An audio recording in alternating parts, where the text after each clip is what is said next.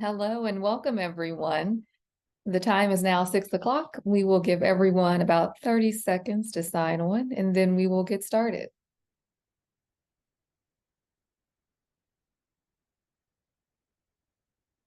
Welcome, welcome.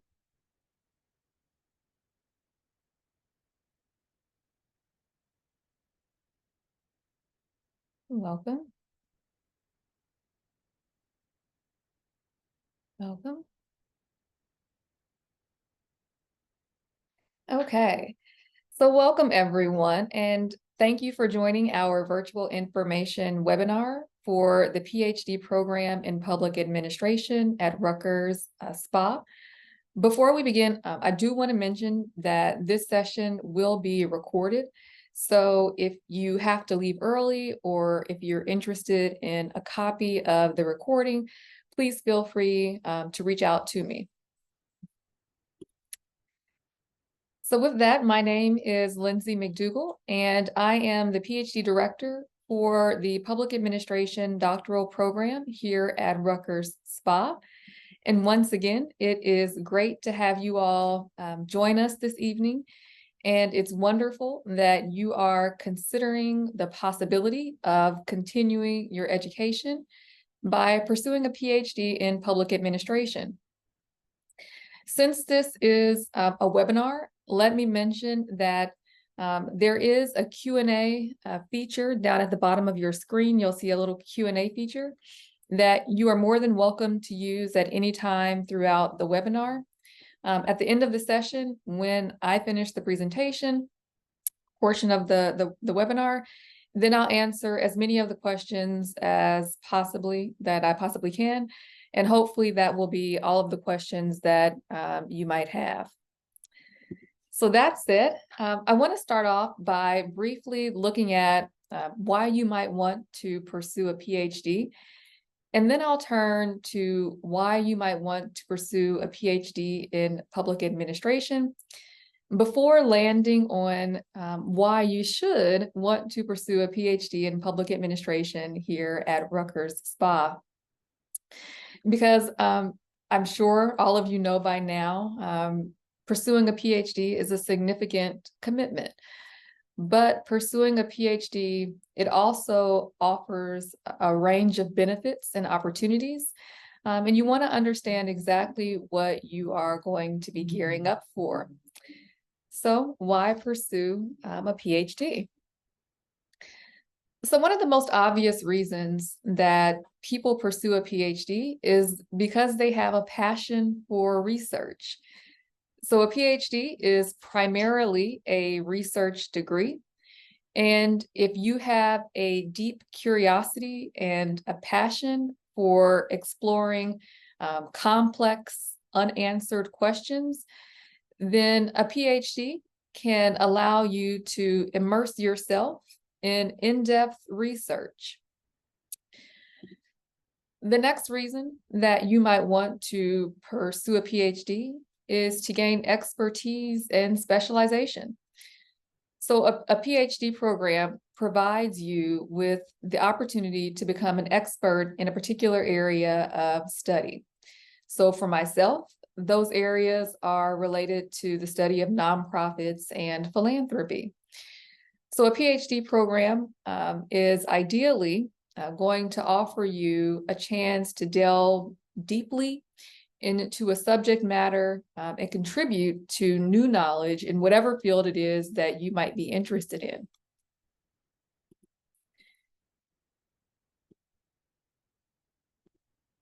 The next reason is related to the choice of career field that you might be interested in.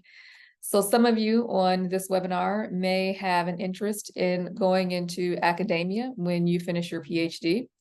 And many people pursue a PhD with the aim of becoming a professor or a researcher in academia. And so a PhD is often required to do so.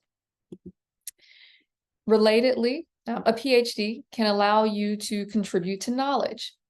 So if you have a desire to contribute to the advancement of human knowledge in some way and address real world problems, then a PhD can be a way for you to make meaningful impact in society. A few more. There are also reasons for pursuing a PhD related to innovation and creativity. So most people, or a lot of people, don't think of it in this way, but research really does involve creativity and innovation.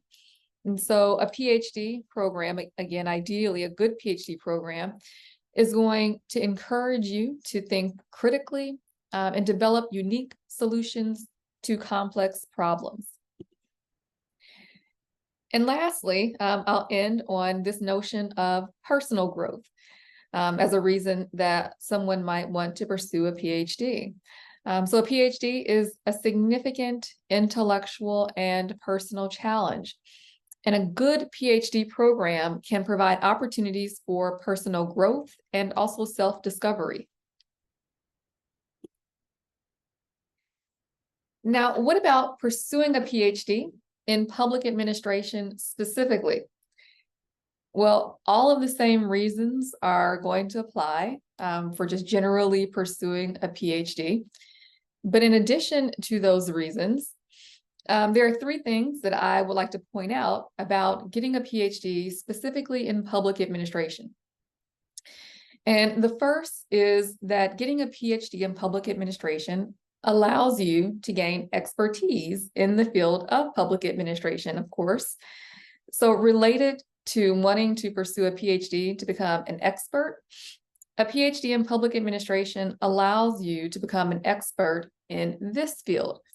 So you'll be able to gain in-depth knowledge of topics such as government performance, public management, nonprofit administration.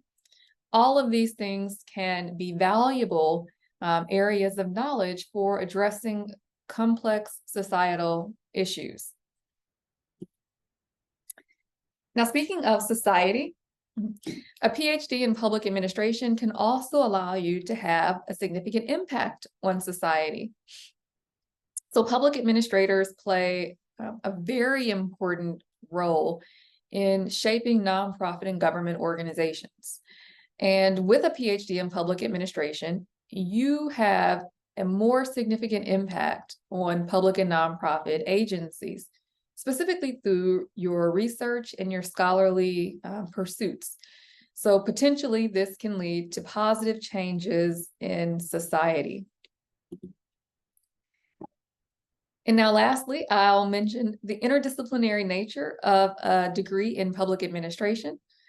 So public administration programs often take an interdisciplinary approach, which allows you to explore a variety of fields such as political science, sociology, and even management. And this sort of broad perspective can be extremely beneficial for addressing, again, these complex societal or complex public problems that exist in the world.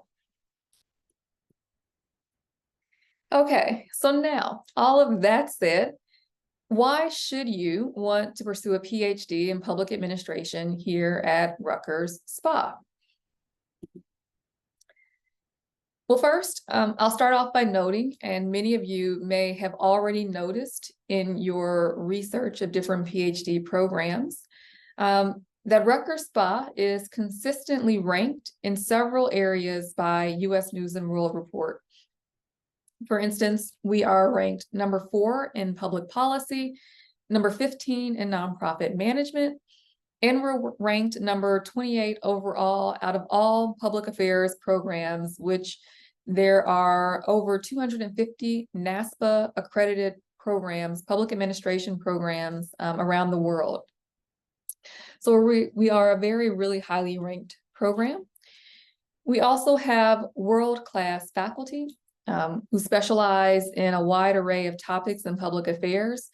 So some of the topics that you might be able to see here, behavioral public administration, diversity, performance management, nonprofit management, volunteerism.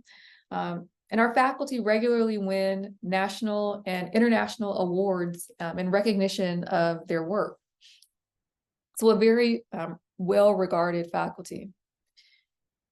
We also have several research centers and institutes within SPA that provide opportunities for PhD students to gain specialized research expertise. So for example, there have been a number of opportunities for students to work on projects relating to artificial intelligence, or AI, which is a growing area of interest, and smart governance through the Transparency and Governance Center, which is at the bottom of your screen here, a description of it.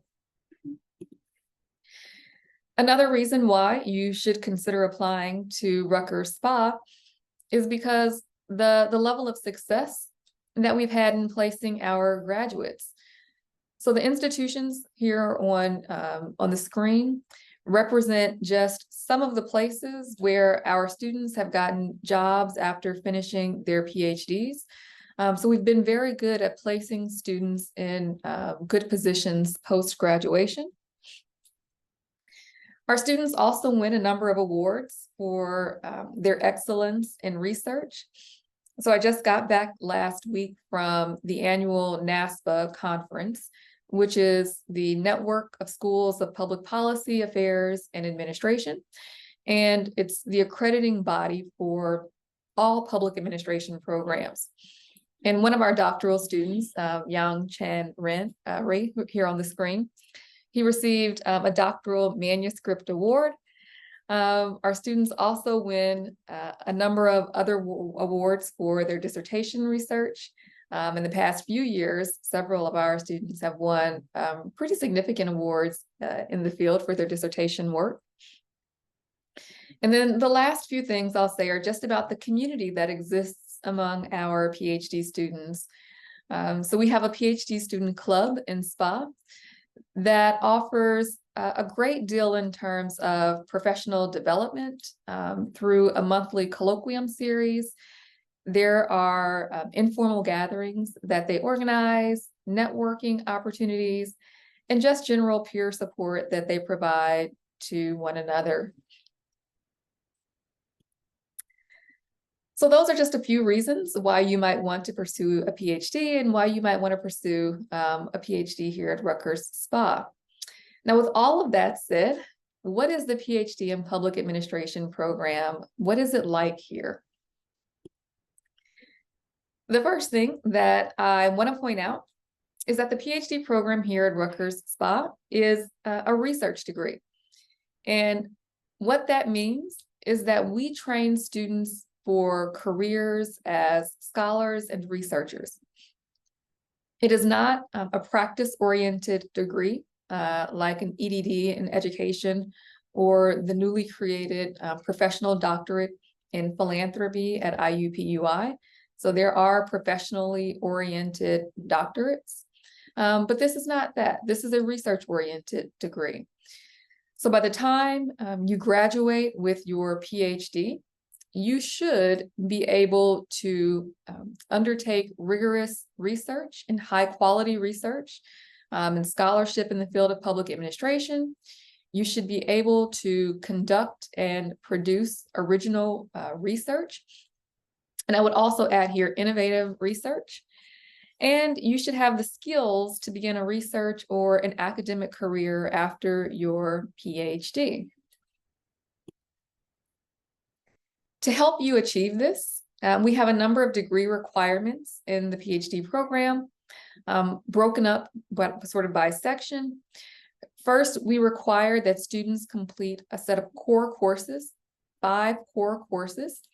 Those 5 core courses consist of public budgeting and finance, intellectual history of public administration, study of public organizations, governance and politics, and a course called leadership and diversity. There are also 4 research methods courses that you are required to take. There is quantitative methods 1 and quantitative methods 2, and also qualitative methods 1. The 4th required research methods course is an elective where you would be free to choose whether or not you wanted to delve deeper into a certain methodology, maybe structural equation modeling, ethnography, and that can be either quantitative or qualitative. So your research methods elective can be either quantitatively or qualitatively focused. You also have 7 specialization courses, which 3 of those courses are able to be transferred in from your master's degree with the approval of the PhD program chair or director. So you have 7 elective courses, and 3 of those can be transferred in, or 7 specialization courses and 3 can be transferred in. You'll also need to complete 2 comprehensive exams.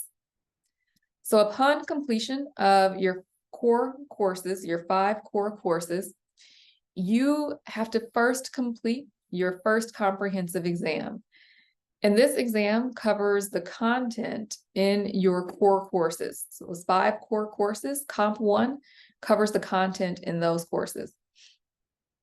Comp 1 is an open book take-home exam that is administered by the PhD director, and it consists of you completing 2 essays over the course of 2 days. There's also a second comprehensive exam, which we refer to as Comp 2. And upon completion of all of your specialization courses, so 7 specialization courses, when you finish those courses, then you take Comp 2. And this comprehensive exam takes the form of a manuscript. The manuscript should be written in a way that is a style and quality that could be submitted to a journal after it's done. Your advisor and a second reader, which the second reader is selected in consultation with your advisor. So the 2 of them will provide you with feedback on your manuscript or your Comp 2, and then they will allow you an opportunity to revise it. So you complete the manuscript, you get feedback, and you revise it, and then you submit it again. Once you receive a passing grade on Comp 2, then you are now what we call ABD, all but dissertation, or post-qualifying. And you are ready to work on your dissertation proposal. Excuse me, let me back up. Once you complete your dissertation proposal successfully, defend it, then you will be ABD, all but dissertation. At that point, you will have nothing to complete but the dissertation. So now that you have passed Comp 2, you've successfully passed Comp 1, you are ready to begin working on what you will probably spend at least 2 years working on at this point, which is the dissertation. You can begin working on your dissertation proposal, which you will present and defend to your committee. And then after you defend your proposal, you are ready to now work on your dissertation. A small visual for what this looks like. So in year 1, you will complete all core courses. Core courses are identified by the yellow highlighted courses. So again, remember that is public budgeting and finance, study of public organizations, intellectual history of public administration, leadership and diversity and governance, and politics. Once you complete all of your core courses, you'll also complete 2 of your research courses in year 1. Those research courses will be Quant 1 and Qual 1. In year 2, you'll complete the remaining 2 research methods courses and all of your specialization courses. Between years 1 and 2, so here on the screen, you see Comp 1. In the summer after year 1 is when you complete Comp 1. And here on the screen, you see Comp 2. In the summer, after you complete all of your specialization courses is when you will complete Comp 2. Your dissertation begins in year 3. Typically, the dissertation proposal is 1 semester. So you spend a semester working on the proposal, and then a year and a half or 3 semesters working on the dissertation. Okay. Now, on to a topic that I'm sure you're all curious about, which is funding. How do you fund this degree? Well, at Rutgers Spa, we do offer a limited number of teaching and research assistantships to newly admitted students. What these TA and RA ships include is here on your screen, you'll see full tuition remission. So we offer full tuition remission for the RAs and TAs, a generous stipend. At this point, the stipend is $35,000, just over $35,000. Next year, the stipend will be just over $36,000. In an academic year 26-27, the stipend will be at $40,000. And this is for a 9-month contract. You also receive full faculty staff health insurance and multi-year funding, which is full funding for up to 5 years. So even though our degree is intended to be completed in a 4-year time span, the funding that we provide is up to 5 years. Students who receive an RA or a TA ship are expected to work 15 hours per week. RAs work 15 hours per week doing research-related work alongside a SPA faculty member, and TAs will generally spend 10 hours working on class, teaching, and preparation, and 5 hours per week working in a research capacity alongside a faculty member.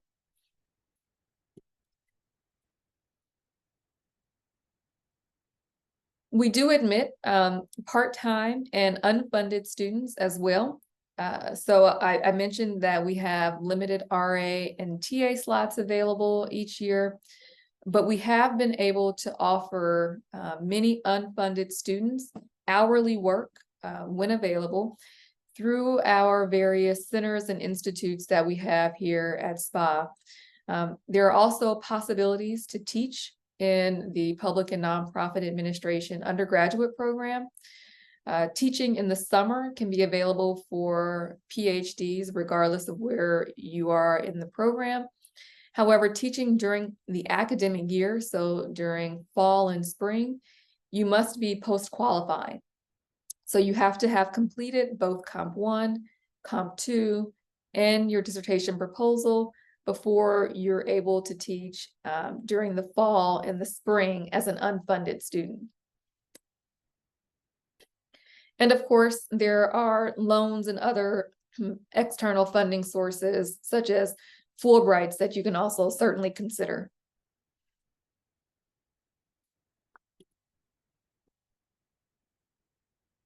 Now, I know this is a great deal of information, but I want to end by making sure that I do provide an overview of what you'll need in order to apply to the program. So we have several requirements, and all parts of the application have to be received before we're able to review your application materials. So you'll want to make sure that all parts of the application have been submitted. The first thing that you'll need to do is complete the online application, which you can find on the Rutgers University Graduate Admissions website. You can find a link to that website on SPA's website, or you can just do a quick search for it on Google, but it's very easily accessible. Included in your packet, you'll also need to include a resume, a current resume, an application fee of $70 that you make payable to Rutgers University.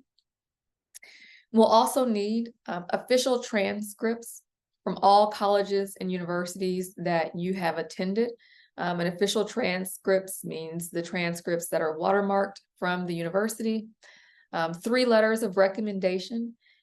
Typically, we like to see recommendation letters that come from people who know your ability to engage in academic work, to do research-related work, people who can speak to your ability to pursue a PhD. A personal statement is also required for your application materials. And I'll just briefly say here that in your personal statement, when you are writing the personal statement, it is very important that your personal statement indicates the interest that you have in pursuing research. So again, remember, this is a research-oriented PhD. So we are interested in students who want to conduct research or who want to get better or do research related work. So in your personal statement, whatever topic or area that you're interested in, you should write about your research interests related to that area. Also included in your packet, we need a writing sample. Some of you or most of you should have a graduate degree already. So one of the qualifications to be admitted to the PhD program is that all students have to already have a graduate degree. So in your graduate programs, you've certainly written a ton of papers. And so if you have a paper that you are particularly proud of, that you would like to include as your writing sample, you are more than able to do that. We'll also need GRE scores. We do not have GRE optional admissions. And then if you are a student who is, if you are not from the US, then we also require the submission of TOEFL or some other language assessment test. So those are requirements that we have for admission. And finally, I'll note that the deadline to apply to the program is January the 10th, 2024. And we do not offer extensions. So this is a firm deadline. And so you'll want to make sure that when you are collecting your application materials, that you sort of have everything prepared in a timely manner, that it will all get submitted at least by January 10th of 2024.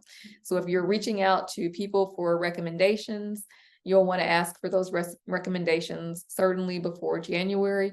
And if you need to take the GRE, certainly you'll want to prepare to take the GRE in enough time that your scores will be ready to submit with your entire packet. Because remember, if we don't have all portions of the packet, we won't be able to review your application materials. And with that, I will end here and see if there are any questions in the Q&A. And I see a few.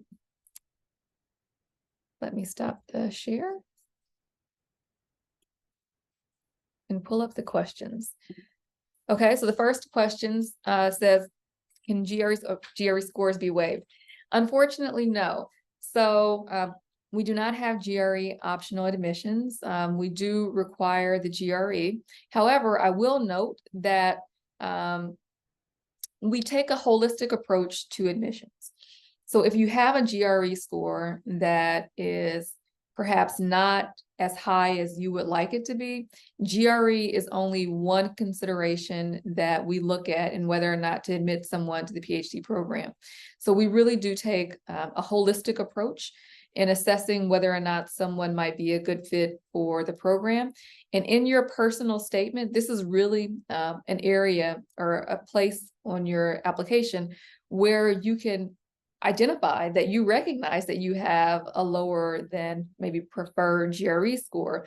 You can highlight some reasons why that score may be low and how you might even work as a PhD student to, make up for that low score that you had on the GRE, giving some indication that you will do well in the quantitative courses or in the writing portions of the program. So your personal statement really is a place in the application where you can highlight portions of your application that may not be so stellar, but giving explanation as to why those portions are not so stellar. And again, we take a holistic approach, so it's not, low GRE scores not getting in. We've had students who have gotten in with scores that run the gamut, so I would not let that deter you. Does the PhD grant a master's degree when meeting certain requirements? Again, no. So we do not have a master's on the way. So some PhD programs will admit undergraduate students with a bachelor's degree, and they'll be able to get a master's on the way to the PhD, so that if they don't finish the PhD, they'll at least leave with a master's degree. However, one of the requirements of our program is that all students have to have a master's degree before admission. So we do not grant a master's degree on the way. How recent should the GRE and TOEFL scores be, or can one use the ones you used when applying for masters? So I do believe, and I would definitely advise you to reach out to Graduate School Newark about this specifically, but I do believe that scores should be or have to be within the past 5 years, I want to say. So if you completed the master's degree a relatively short time ago, I think your scores should be good. But again, I would encourage you to either reach out to Graduate School Newark, or you could reach out to me as well. My email address is Lindsey, Lindsey .McDougle, McDougle, at Rutgers.edu. And I'll find out the information from our Associate Dean of Student Services. But my just limited knowledge right now is thinking 5 years, but I'm not certain. Whether international students who have completed 2 years of MPA program at a U.S. university are eligible for English score waiver. Yes, so if you are a non-U.S. student who completed a master's degree in the U.S., then the TOEFL requirement does not hold for you. So you do not have to submit a TOEFL score, but you do still have to submit a GRE score. And I think I saw a hand raised. Or a question?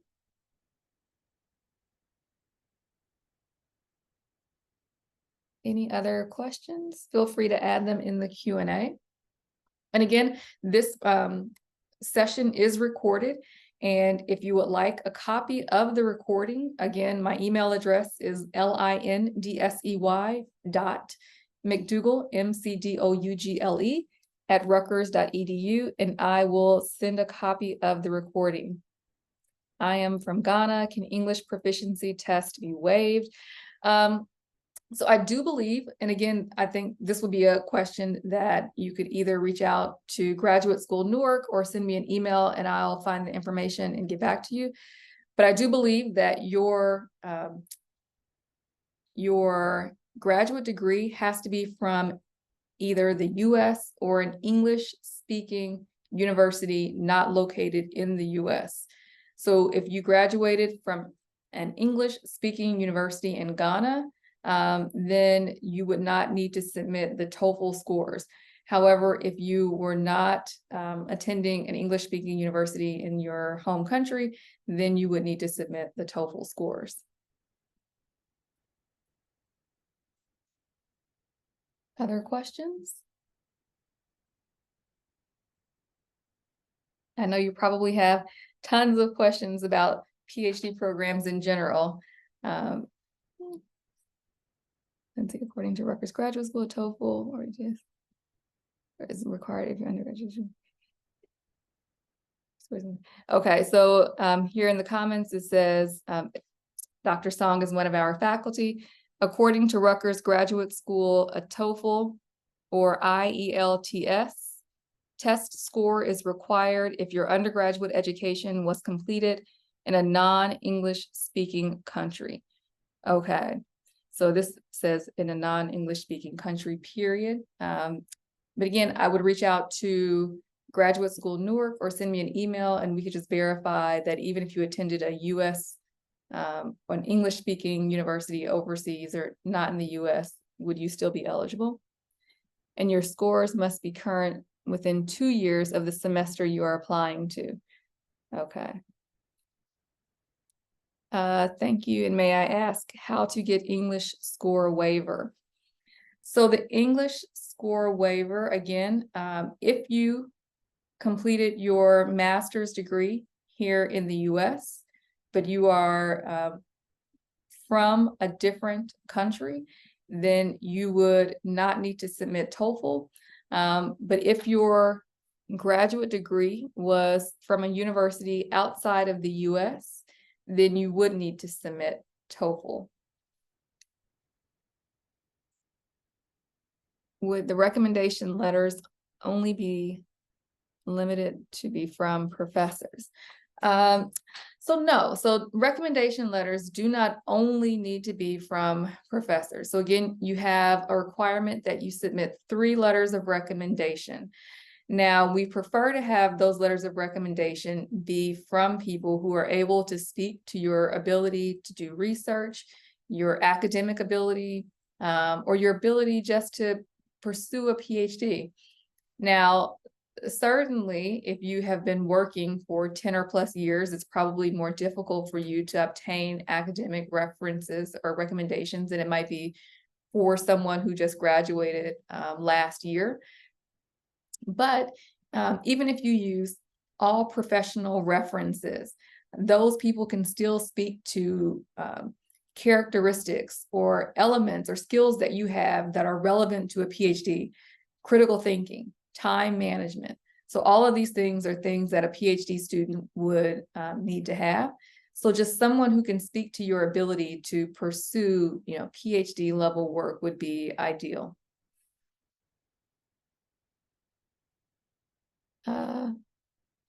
If you are accepted full-time student and get funding, can you maintain other employment if it doesn't conflict with the PhD program? So this is a good question. So PhD students, so Rutgers has a very good union, and PhD students are under this union. When you are admitted with full funding as a PhD student, either an RA or a TA, you are required in SPA to work 15 hours per week.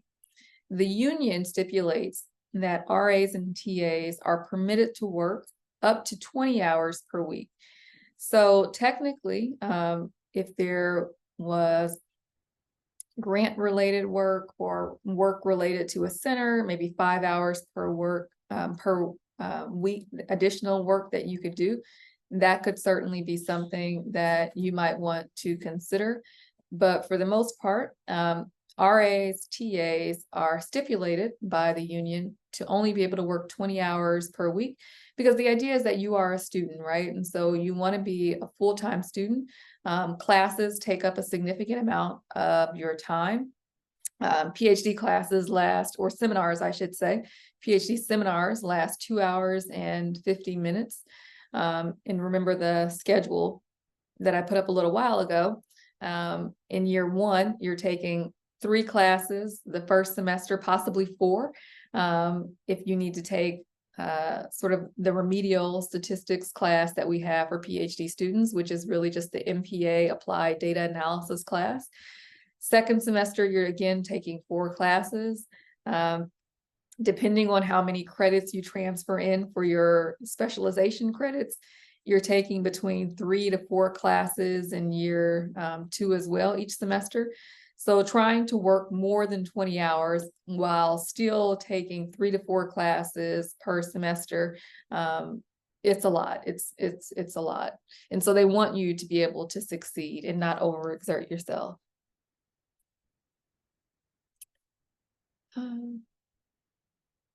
When are the acceptance rejection decisions expected? So acceptance and rejection decisions, we try to do those pretty early. The application deadline, January 10th. The committee meets shortly after the applications have been submitted. We at SPA do interviews with all students who are accepted to the program.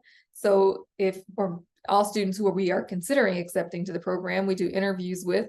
Those interviews typically take place within early February, late January. Once we have the interviews out of the way, then the committee comes together to discuss who we admit and who we admit with funding. That takes about 2 to 3 weeks. So typically, I would say around late February, early March, you should start hearing decisions from the school. Quite a few more. So is there a minimum GRE and GPA requirement for admission to the program? And what are the approximate admission size and admission percentage? Okay, the size of the cohorts each year. So there is, again, so there's no minimum GRE GPA. Again, we take a holistic approach to admissions. If your GRE GPA is not where you would have preferred, or perhaps where you think that it should be, then you put that in your personal statement. This is your opportunity to let us know you recognize this and you have ways or methods that you're going to use to overcome these sort of limitations of your GPA or of standardized scoring. So holistic admissions approach. In terms of cohort size, so our cohort size varies from year to year. Sometimes we have cohorts as small as 3. Other times we've had cohorts as large as 7. Now, of course, all students, if you're a large cohort, don't typically receive full funding. A lot of times when we have larger cohorts, it tends to be a mix of fully funded students, part-time students, as well as students who are even unfunded. So there's a mix of students in the classes, but typically the cohorts range between 3 to 7.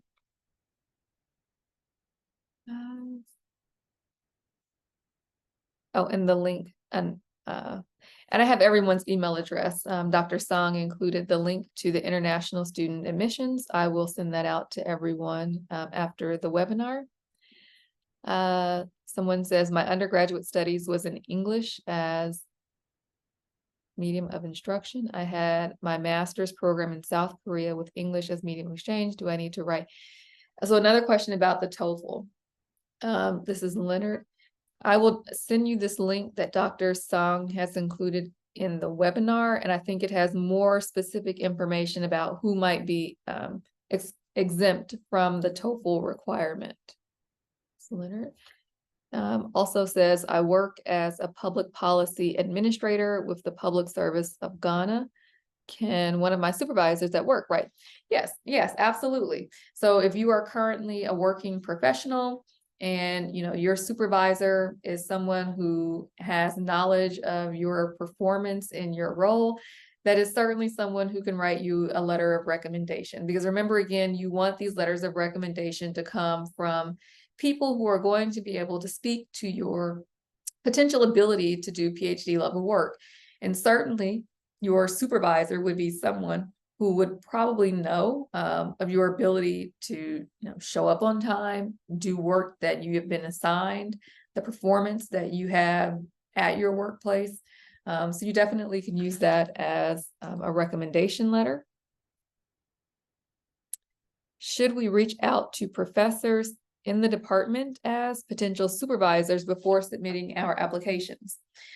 So you do not have to reach out to someone at SPA in order to work with someone as a PhD student coming in. So we don't have the lab set up where you go and you work with a professor in a specific lab. But what we do for students who are fully funded and they come in as RAs, so all RAs each semester are assigned to a faculty member. What we do is you'll work your 15 hours on research that faculty member is currently pursuing. But during the course of your time as an RA, so over the course of your 2 to 3 years undertaking an RA role, you will have an opportunity to work with several SPA faculty members. So we like to each semester vary the faculty that students work with. So this way you have a flavor or a feel for different types of research that's taking place in the school, and different types of research that faculty are working on. So one semester you may be working with Dr. Song on a healthcare project. The next semester you could be working with Dr. Rikuchi on a diversity-related research project. So we like to switch up the areas and the faculty that students work with each semester.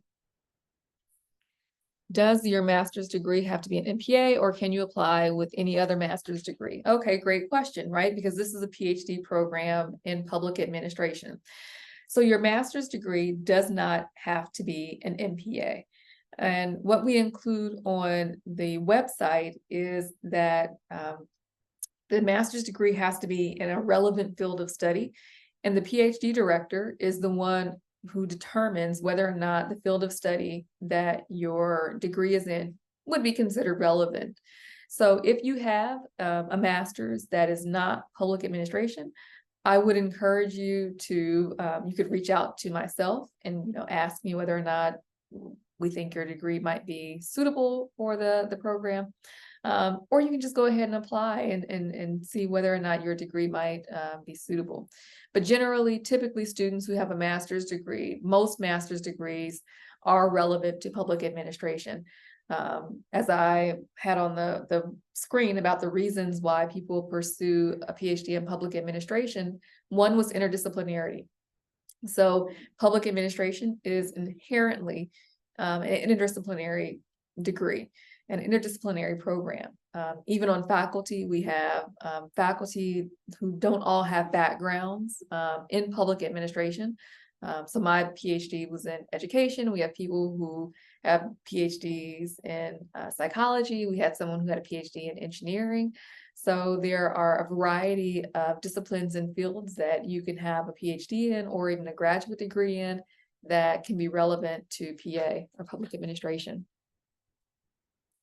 Will this recording be emailed to us? I can certainly, so I can proactively email you all the recording if you would like. That's not a problem. Any other questions? A lot of great questions. And if you think of questions that you might have after this webinar concludes, or once you're at home looking over different programs, mulling over your decisions, considering whether or not to apply, getting your materials together, as you're doing all of those things, if you come up with additional questions or other things that you'd like to ask, again, feel free to shoot me an email, Lindsey, Lindsey, dot, just a small dot, McDougal, McDougle, @rutgers.edu. I would be more than happy to answer any questions that you might have about the degree. And with that, I would like to thank you all for attending. I hope that you enjoy the rest of your evening, and let me know if you have any questions. How many rounds of interviews? Before you end, so one last question came in. How many rounds of interviews do we go through?